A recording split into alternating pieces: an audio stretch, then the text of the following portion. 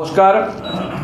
আপনারা সকলে জানেন যে গতকাল মাননীয় প্রধানমন্ত্রী শ্রী নরেন্দ্র মোদীর নেতৃত্বে কেন্দ্রীয় মন্ত্রিসভা বাংলা ভাষাকে ক্লাসিক্যাল ভাষা অর্থাৎ বাংলা যাকে ধ্রুপদী ভাষা বলে সেই ধ্রুপদী ভাষা হিসেবে স্বীকৃতি দিয়েছে। এই জন্য মাননীয় প্রধানমন্ত্রী এবং তার মন্ত্রিসভার সকল সদস্যকে আমরা অত্যন্ত সাধুবাদ জানাই এবং ভারতীয় জনতা পার্টি বাঙালির প্রত্যেকটি মানুষ, বাংলা সমাজের প্রত্যেকটি মানুষ গোটা পৃথিবী জুড়ে এই ঘটনাকে উদযাপন করছে এবং দুর্গাপুজোর আগে, মায়ের বন্দনা শুরু হওয়ার আগে এই ধরনের একটি উপহার বাঙালির জন্য, আপামার জনসাধারণের জন্য পশ্চিমবঙ্গের অত্যন্ত পুজোর খুশির এবং পুজোর উপহার হিসেবে আমরা গণ্য করছি।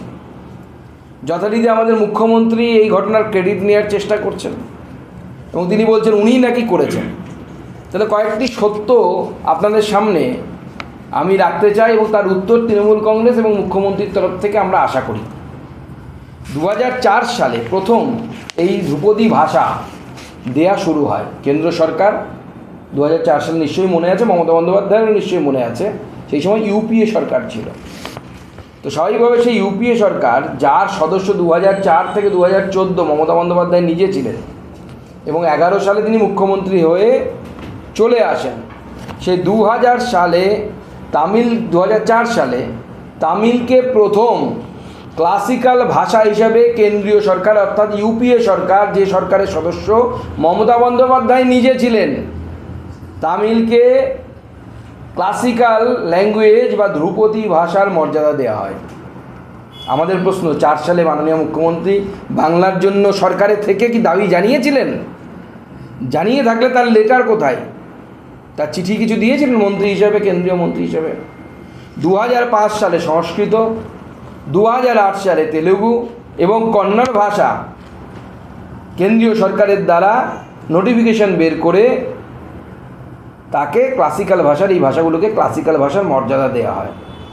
যে সময়গুলো বলছি ভালো করে লক্ষ্য করবেন, 2008 সালে, 2005 সালে সংস্কৃত, তখন কেন্দ্র সরকারের সদস্য, ইউপিএ সরকারের মন্ত্রী, তার নাম মমতা বন্দ্যোপাধ্যায়, রেলমন্ত্রী সম্ভবত তখন তিনি, আমি যদি খুব ভুল না করে থাকি। 2013 সালে যখন মুখ্যমন্ত্রী মমতা বন্দ্যোপাধ্যায় মুখ্যমন্ত্রী হয়ে গেছেন, কিন্তু কেন্দ্রীয় মন্ত্রিসভায় তার প্রতিনিধিত্ব আছে, ইউপিএতে উনি আছেন।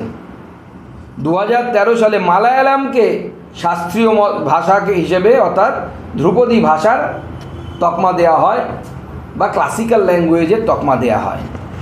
মমতা বন্দ্যোপাধ্যায় তখন কিন্তু 2 বছর মুখ্যমন্ত্রী হয়ে গেছে। আমরা প্রশ্ন করতে চাই, 2013 সালে মাননীয় মুখ্যমন্ত্রী মমতা বন্দ্যোপাধ্যায় কি বাংলা ভাষাকে, মালায়ালাম হওয়ার পর বাংলা ভাষাকে ক্লাসিক্যাল ভাষা বা ধ্রুপদী ভাষা হিসেবে স্বীকৃতির জন্য কোনো চিঠি দিয়েছিলেন তৎকালীন প্রধানমন্ত্রীকে?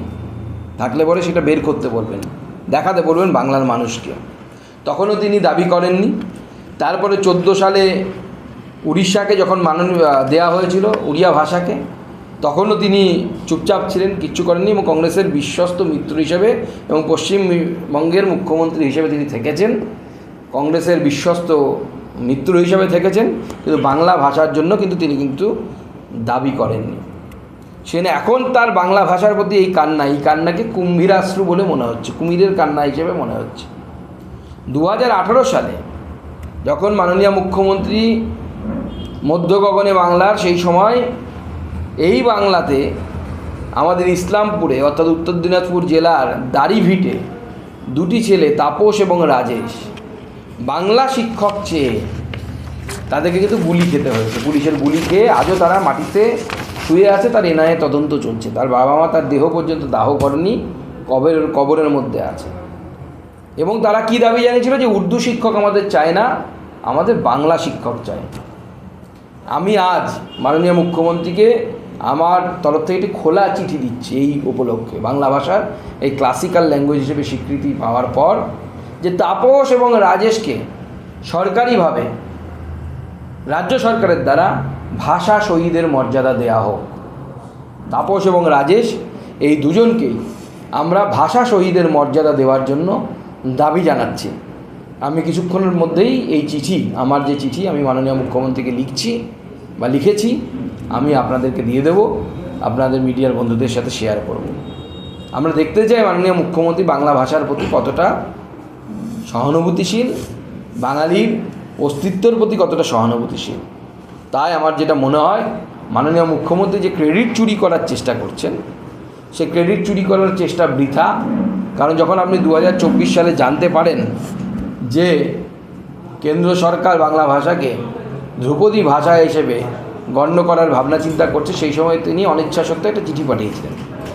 কিন্তু আমরা প্রশ্ন করছি যে 24 সালের চিঠি তো আপনি দেখাবেন, ভালো কথা, কিন্তু যখন আপনি নিজে সরকারের অংশ ছিলেন, ইউপিএ সময়, সেই সময়ের চিঠি, সেই সময়ের যে লেটার, বাংলা ভাষা নিয়ে তাকে ধ্রুপদী ভাষা করার জন্য যে চিঠি, সেই চিঠি আপনি দেখাবেন এবং বাংলা ভাষাকে ধ্রুপদী ভাষা হিসেবে গণ্য করার জন্য আপনি কেন্দ্র সরকার, তৎকালীন কেন্দ্র সরকার ইউপিএ সরকারের কাছে কতবার দাবি জানিয়েছিলেন, এটা বাঙালি এবং বাংলার মানুষ জানতে চায় বা দেখতে চায়।